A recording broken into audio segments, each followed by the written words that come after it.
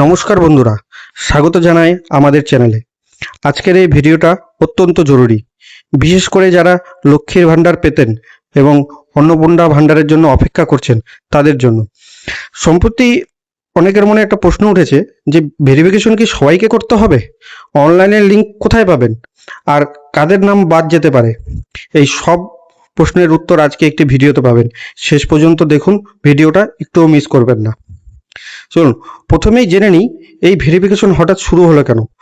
বর্তমান সরকার চাইছে পুরনো লক্ষ্মী ভাণ্ডারের তালিকাটা নতুন করে যাচাই করতে, কারণ সেই তালিকায় অনেক ভুল থাকতে পারে। এই ধরুন, কেউ মারা গেছেন বা কিন্তু তার নাম আছে, কেউ অন্য জায়গায় চলে গেছেন, অযোগ্য ব্যক্তির নাম ঢুকে গেছে। তাই সরকার সিদ্ধান্ত নিয়েছে যারা সত্যিকারের যোগ্য শুধু তারাই অন্নপূর্ণা ভাণ্ডারের টাকা পাবেন। এই ভেরিফিকেশন সেই প্রক্রিয়ারই অংশ। এবার জানুন অন্নপূর্ণা ভাণ্ডারের যোগ্যতা কি কি লাগবে। বয়স হতে হবে 25 থেকে 60 বছরের মধ্যে। প্রতি মাসে 3000 টাকা করে পাবেন। টাকা সরাসরি আধার লিঙ্ক ব্যাংক অ্যাকাউন্টে ডিবিটির মাধ্যমে ঢুকবে। খুব গুরুত্বপূর্ণ একটা বিষয়, একবার চেক করে নিন আপনার ব্যাংকের সাথে ডিবিটি চালু আছে কিনা। ওটা না থাকলে ওটার সাথে সাথে করিয়ে নিন।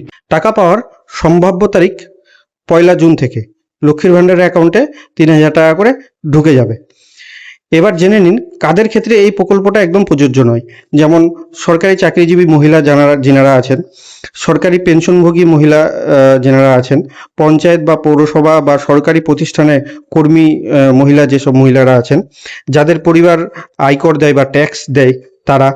এছাড়া যাদের নাম বাদ যেতে পারে, যেমন যারা মারা গেছেন তাদের নামগুলো বাদ যাবে, যারা অন্য জায়গায় চলে গেছেন বা এসআইআরে অনুপস্থিত ছিলেন, ভোটার তালিকা থেকে নাম বাদ গেছে, বা সিএএ তে আবেদন করেননি বা রিজেক্ট হয়ে গেছে, তারা হচ্ছে এই অন্নপূর্ণা ভাণ্ডারের আবেদন করার জন্য যোগ্য নয়। তো এখন সব থেকে দরকারি বড় প্রশ্ন হচ্ছে যে তাহলে ভেরিফিকেশনটা বাধ্যতামূলক কাদের জন্য। যাদের নাম এসআর এর ফাইনাল ভোটার লিস্টে আছে, যারা সিএ নাগরিকত্বের জন্য আবেদন করেছেন, যাদের আধার কার্ড ও ভোটার কার্ডের নামে বা তথ্যে গরমিল আছে, এই ক্যাটাগরির মানুষজনই অবশ্যই ভেরিফিকেশন করুন, একদম দেরি করবেন না। আর এটা জানলে আপনারা হয়রানি হতে বন্ধ হবেন যে যারা নিয়মিত লক্ষ্মীর ভাণ্ডার পেতেন বা যাদের ভোটার লিস্টে ঠিকঠাক নাম আছে, বিধানসভা ভোটে কোনো ধরনের কোনো সমস্যা হয়নি, নাম বা কোনো তথ্যে আপনাদের কোনো কিছুতে ভুল নেই, তাদের কিছুই করতে হবে না। তারা চুপচাপ ঘরে বসে থাকুন, অটোমেটিকলি আপনাদের নাম অন্নপূর্ণা ভাণ্ডারে চলে যাবে। এছাড়াও আপনারা কোনো ধরনের কোনো গুজবে কান দেবেন না। সাইবার ক্যাফেতে ফালতু আপনাদেরও কোনো লাইন দেওয়ার কোনো দরকার নেই। ভেরিফিকেশন কিভাবে হচ্ছে? বর্তমানে শুধুমাত্র উত্তর 24 পরগনা জেলাতে অনলাইনে ভেরিফিকেশন চালু হয়েছে, যার সময়সীমা ছিল মাত্র 2 দিন। বাকি জেলাগুলোতে এখনো অফলাইনে হচ্ছে।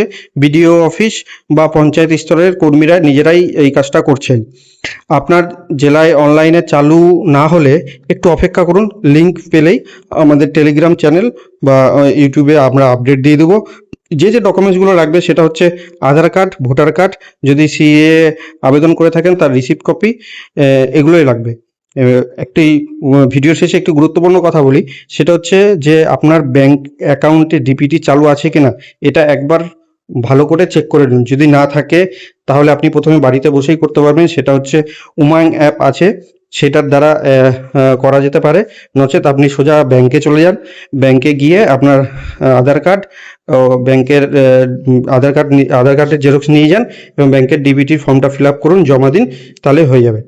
তাহলে বন্ধুরা, আশা করি আজকের ভিডিওটা দেখে আপনাদের সমস্ত প্রশ্নের উত্তর পেয়ে গেছেন। মনে রাখবেন, ভোটার লিস্টের নাম ঠিক থাকলে কোনো চিন্তা নেই, শুধু যাদের সমস্যা আছে তারাই ভেরিফিকেশন করবে। ভিডিওটা ভালো লাগলে লাইক করুন, বন্ধুদের সাথে শেয়ার করুন, যাতে তারাও সঠিক তথ্য পান। চ্যানেলটি এখনো সাবস্ক্রাইব করে না থাকলে সাবস্ক্রাইব করুন, বেল আইকনটি প্রেস করুন। সুস্থ থাকুন, ভালো থাকুন, দেখা হবে পরের ভিডিওতে।